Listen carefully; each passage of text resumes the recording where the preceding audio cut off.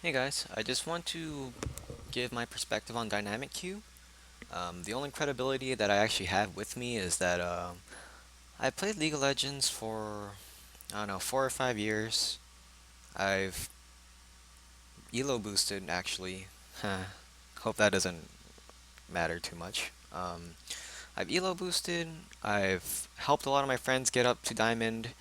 The highest I've ever been is only Masters, and that was only for a short period of time. But I've climbed the ladder multiple times, and I have a good understanding of the community in general and how people think throughout each rank and um, what kind of queue times you're going to get and what to expect from ranked. And so I just want to give my perspective on dynamic queue. So it looks like from what I've played League so far, the biggest thing I've noticed is that it's definitely more team. I don't want to say team oriented because that would actually make that would mean that you'd have to actually work for your team. It's more team reliant. Solo queue to me is a good measurement of skill, like your individual skill, while dynamic queue seems to be forcing you to work with other players to win a game. That's cool. I mean, personally for me, I'm a solo queuer, so I like to play solo. I like to carry the team. I like to outplay the enemy. I like to work on my mechanics. And then if I do want that ranked team aspect, I play ranked teams. So I don't really understand the point of dynamic queue unless they want to make ranked funner. Um, as a past Elo booster, this would have been really good for me just because, before when I used to Elo boost with my really good friend, it would just be me and him. And even like we would lose, maybe 1 out of 10 games because sometimes there's, feeders or trollers or AFKers, but Riot's implemented a lot of like a system where I guess if someone doesn't connect or something, then the game automatically restarts. I think they can do a little more things on that. But anyway, for dynamic queue, personally as an Elo booster, I do like this because uh, now I can actually pair with more of my friends who like to Elo boost, and then we can actually uh, Elo boost accounts much faster. This makes it easier as well because it gives us a better chance of winning. I've not yet come across another Elo boosting squad, so definitely makes it much easier and our win rate to go up much more faster if we are, if it's three of my friends who are Elo boosting together. Um, so the chance to get primary position, I mean, even though it's more focused now on getting your primary position, I've never really had a problem getting position even when climbing and smurfing and if I just requested a role, I would usually get it. If anything, I'd get my second favorite role. It was never really an issue anyway. Maybe in lower rank where everyone wants to be top or mid or something, it's kind of an issue, but I mean even for me back then it was never really an issue and it gave me the opportunity to play other roles anyway that everyone should be working on. You shouldn't just main one role. You should be maining everything. If you only focus on mid and you don't play any other role, then you're missing a lot of league that you need to know if you want to become a great player.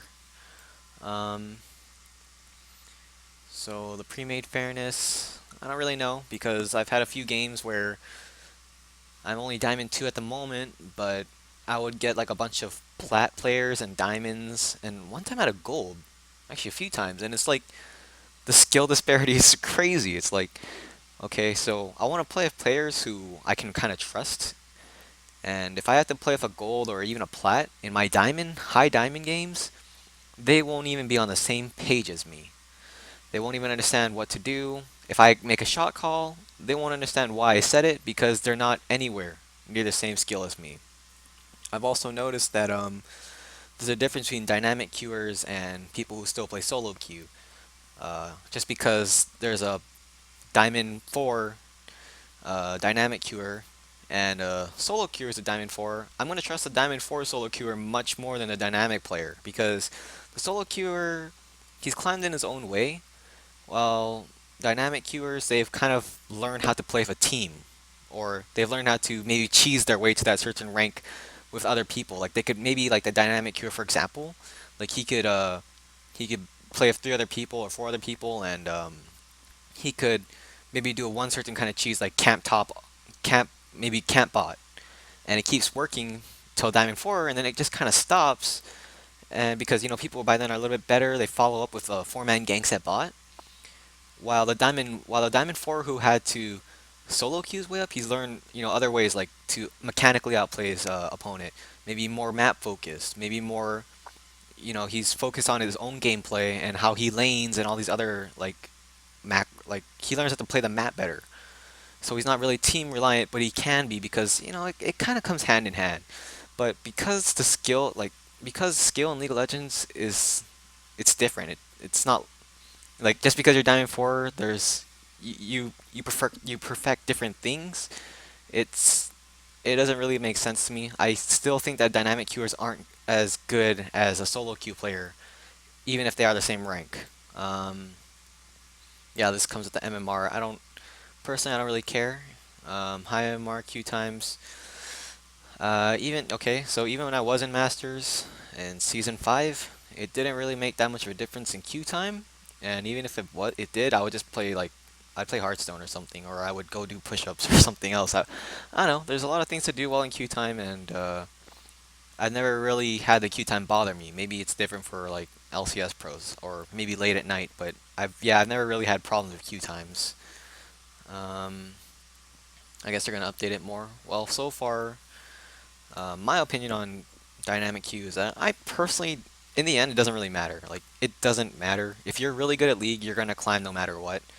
Um, but, for the average League player, they might find themselves struggling more. I've noticed that, I have a friend who's in gold, and when he gets queued of dynamic queue players, like, the, the group of dynamic players will make a call, but really they won't really communicate with the whole team. So he's kind of playing his own game, and so are the dynamic queue players. So they kind of lose because they don't work as a team.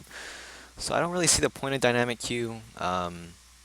Personally, I'm a solo queue player. I do play ranked teams when I do want the teamwork aspect, but I don't really want to rely on anyone else other than myself because I know I'm better than majority of league players. In high diamond's a little bit different because everyone has a mutual understanding of the game. But yeah, I could see how after smurfing and almost not smurfing, but yeah, elo boosting in almost every season, I've noticed the difference in in gameplay between each ranks, and I know how that I've also kind of seen even like throughout this season 6, how dynamic cues kind of affected my own personal elo boosting. Like when I'm with my own dynamic queue of elo boosters, yeah, we climb like really quickly. But when I'm the solo player, like if I play AD carry or if I play mid, I don't really play jungle when elo boosting too much. Um, yeah, it's kind of hard because everyone's on their own page when it comes to dynamic queuers. So I don't know. It makes League funner in a sense, um, but I'm not gonna look at a ranked player the same. I'm not. It's really hard to determine a ranked player's skill because of dynamic queue. So yeah, that's just my take on the whole thing. I personally don't care for it. For elo boosting, yeah, but even though now I'm only Diamond 2, I dropped from Masters. Um, I still I still strive to be the best I can be, and I don't really like dynamic queue personally because when I'm the person who's not dynamic queuing, um, I oftentimes even though higher diamonds have a like they have like a mutual understanding of how to play the game and how to win the game and all these things that all these little mini like small things that most players don't consider like higher diamonds do on average. It's still it's still uh, it's still kind of hard. It's a little bit harder to climb, and I wouldn't say it's more team oriented, but it definitely is more team reliant. But yeah, that's just my take on it.